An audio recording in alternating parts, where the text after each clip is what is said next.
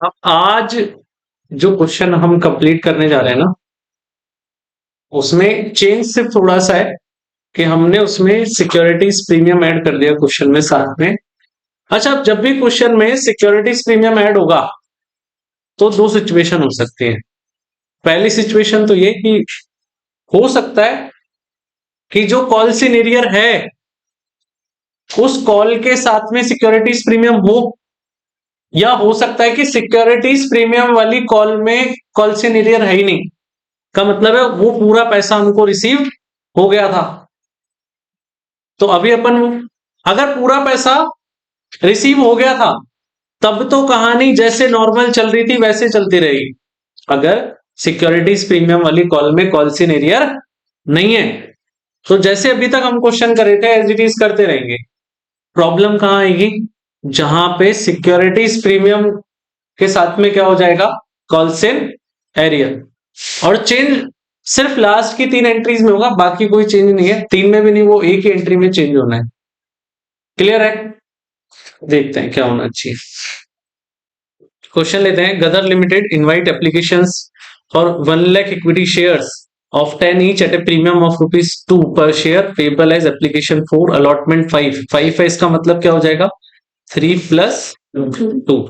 First call पे कितना 2 and second call पे 1। Application received for 1,10,000 shares, 4,000 applications were rejected. Mr. Truck who had 5,000 shares did not pay allotment first call and second call amount. These shares were forfeited and later on reissued to Tara at ₹7 per share. Clear है? हाँ, पूरी picture बना देंगे यहाँ पे। हाँ, वो तारा के साथ मिस्टर लगाना भूल गए भाई। सनी बाजी नाराज हो जाएंगे। अरे गदर, तारा का होता है। ठीक है। सबसे पहला काम क्या होगा? वही table of refund. Table of refund. Table of refund में सबसे पहले आएगा क्या, एप्लीकेशन रिसीव्ड कितना हो रहा है 1,10,000। इसको मल्टीप्लाई करेंगे कितने का है ₹4 का, कितना हो जाएगा 4,40,000। रिजेक्टेड कितना है, रिजेक्टेड है 4,000 शेयर हमने रिजेक्ट किए, तो 4,000 इंटू 4 कितना हो जाएगा 16,000।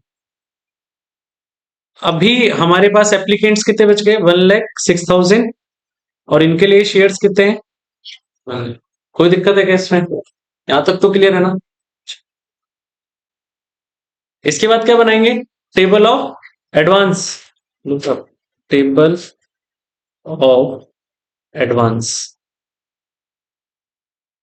टेबल ऑफ एडवांस में सबसे पहले एप्लीकेशन कितना आ जाएगा, जो पहला वाला है कितना 1,06,000 इंटू करो किससे 4 से, कितना हो जाएगा 4,24,000। इसके बाद फिर से एप्लीकेशन, जितना पैसा एक्चुअल में चाहिए था कितना हो जाएगा 1,00,000। 1,00,000 मल्टीप्लाई बाय 4 कितना आना चाहिए था 4,00,000। एडवांस कितना आ गया 24,000। कहाँ काम लेंगे, अलॉटमेंट के लिए।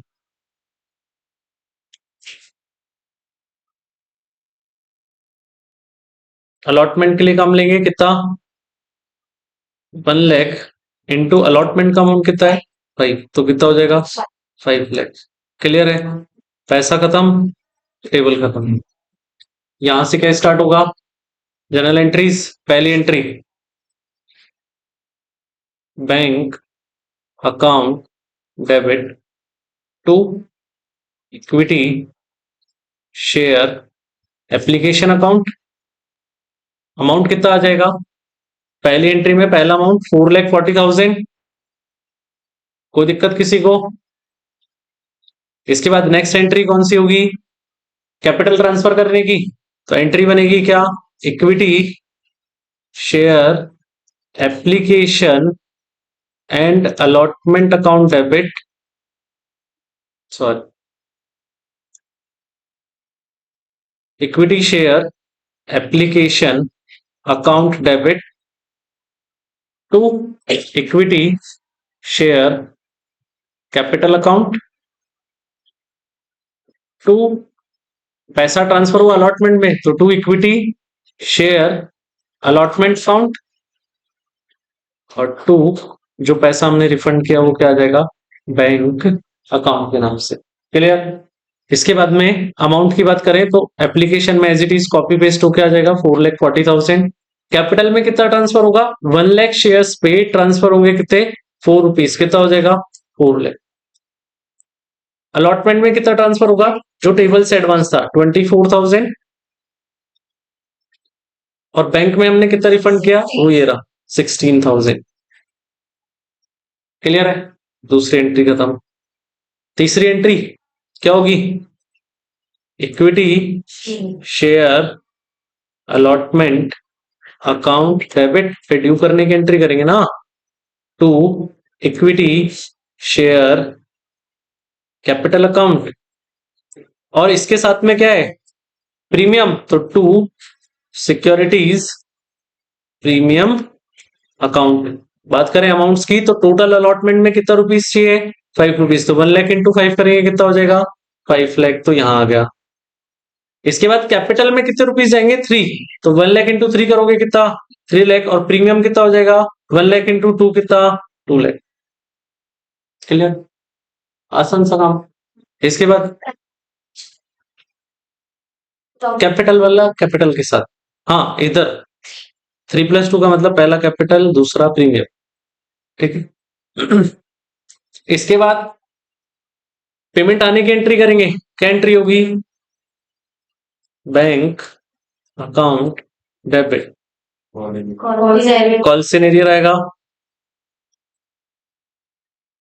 Bank account debit calls in arrear account debit to equity share allotment account.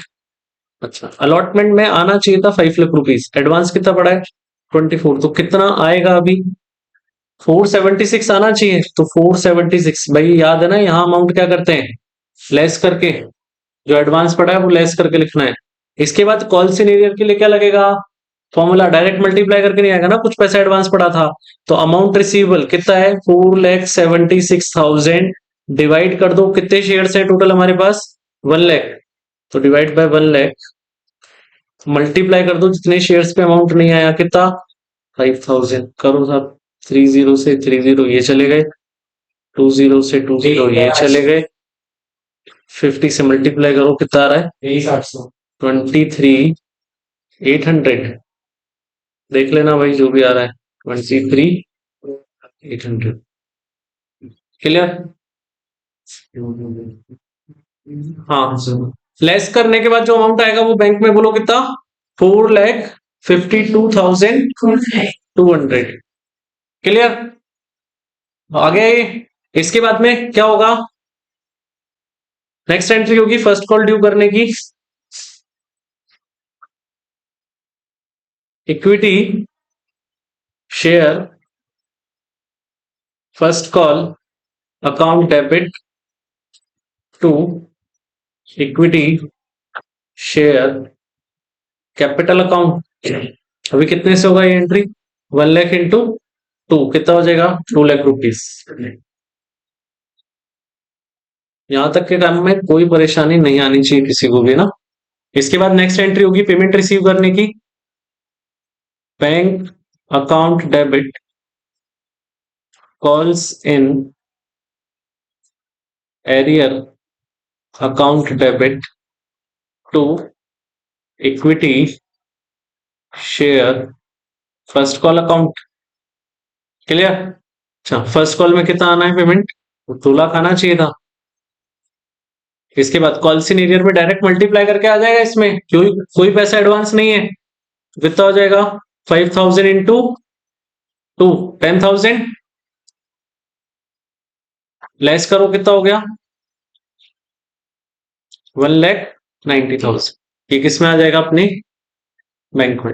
Next entry किसकी होगी, सेकेंड कॉल ड्यू करने की, equity share second call account debit to equity share capital account कितना होना चाहिए 1 लाख इंटू 1 लाख आ जाएगा एज इट इज।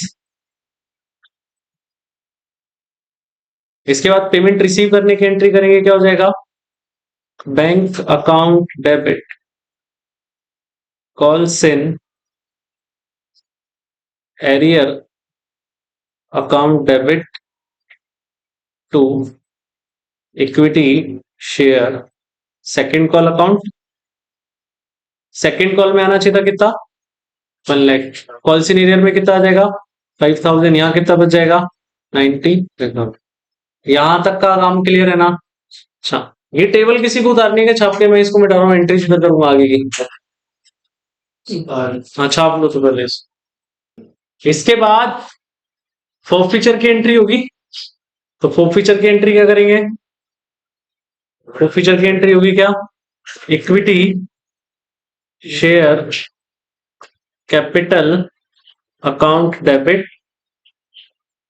यही problem ना अभी क्या था कि अभी तक हमने जो भी क्वेश्चंस किए उनमें सिक्योरिटीज प्रीमियम नहीं आ रहा है। इस क्वेश्चन में सिक्योरिटीज प्रीमियम है और जिस कॉल में सिक्योरिटी प्रीमियम है वहां पे कॉल इन एरियर भी है। देखो अलॉटमेंट की एंट्री के साथ क्या था सिक्योरिटीज प्रीमियम और अलॉटमेंट की जो पेमेंट रिसीव की एंट्री है वहां पे क्या आ रहा है कॉल इन एरियर। तो जब ये दोनों चीजें एक साथ होंगी तो अपने को क्या करना है जब अपन शेयर फॉरफिट करेंगे ना तो इस सिक्योरिटीज प्रीमियम को यहां वापस डेबिट कर देंगे। भाई सिक्योरिटीज प्रीमियम वाली कॉल में कॉल इन एरियर है इसका मतलब है कि हमको सिक्योरिटीज प्रीमियम का अमाउंट भी नहीं मिला और जो अमाउंट नहीं मिला उस पर हमने जो प्रॉफिट क्रिएट कर रखा है वो प्रॉफिट वापस क्या कर देंगे खत्म। तो क्या हो जाएगा सिक्योरिटीज प्रीमियम अकाउंट डेबिट। इसके बाद की एंट्री में कोई चेंज नहीं to calls in arrear account और टू शेयर प्रॉफिटेड अकाउंट। बात करें अमाउंट्स की तो सबसे पहले कैपिटल में कितना अमाउंट आ जाएगा पूरा 50। 10 रुपीज का शेयर है और कितने शेयर फॉरफिट करेंगे 5000। तो 5000 इंटू 10 कितना हो जाएगा 50,000। प्रीमियम कितने रुपीज का था 2 रुपीज का तो 5000 इंटू 2 कितना हो गया 10,000। इसके बाद कॉल इन एरियर में कौन सा अमाउंट लिखते थे कॉल इन एरियर का टोटल करके ना बस वो यहां कर लो। तो पहला कॉल इन एरियर हो गया 23,800 प्लस 10 प्लस 5 कितना आ रहा है 38,800। क्लियर। इसके बाद दोनों डेबिट वाले ऐड करो कितना हो गया 60। इसमें से ये क्रेडिट वाला लेस कर दो तो किसका अमाउंट आ जाएगा शेयर फॉरफिटेड का बोलो कितना आएगा 21,200। 21,200 क्लियर कोई दिक्कत। इसके बाद क्या करेंगे इन्हीं शेयर्स को वापस क्या करें रीइश्यू कितने रुपए पे 7 रुपीज पे। तो एंट्री क्या बनेगी बैंक अकाउंट डेबिट लॉस हुआ उसके लिए share forfeited account debit to equity share capital account. Capital कितने से क्रिएट होगी पूरे 10 रुपीज से तो 5000 इंटू 10 कितना हो गया 50,000। लॉस कितने रुपीज का हो रहा है 3 रुपीज का तो 5000 शेयर्स पे 3 रुपीज का लॉस। देखो कितने में इशू किया 7 में तो 10 रुपए का शेयर 7 रुपए में दे रहे हैं कितने का लॉस हो रहा है 3 रुपीज का लॉस हो गया ना। तो 5000 इंटू 3 करेंगे कितना हो जाएगा 15,000। इसके बाद बैंक में कितना अमाउंट आ जाएगा लेस करके 50,000 माइनस 15 कितना आ जाएगा 35,000। क्लियर। इसके बाद में कौन सी एंट्री होगी जो प्रॉफिट था वो कहां ट्रांसफर कर देना है कैपिटल रिजर्व में। तो एंट्री बनेगी क्या share forfeited account debit to capital reserve account कितना आ जाएगा, देखो 21,200 में से 15,000 लेस कर दोगे तो कितना आ जाएगा, 6,200, 6,200 दोनों। क्लियर है? ये कौन सा केस था, जहां प्रीमियम के साथ में कौन से एरियर। क्लियर, छोटा सा चेंज था, करो कंप्लेन।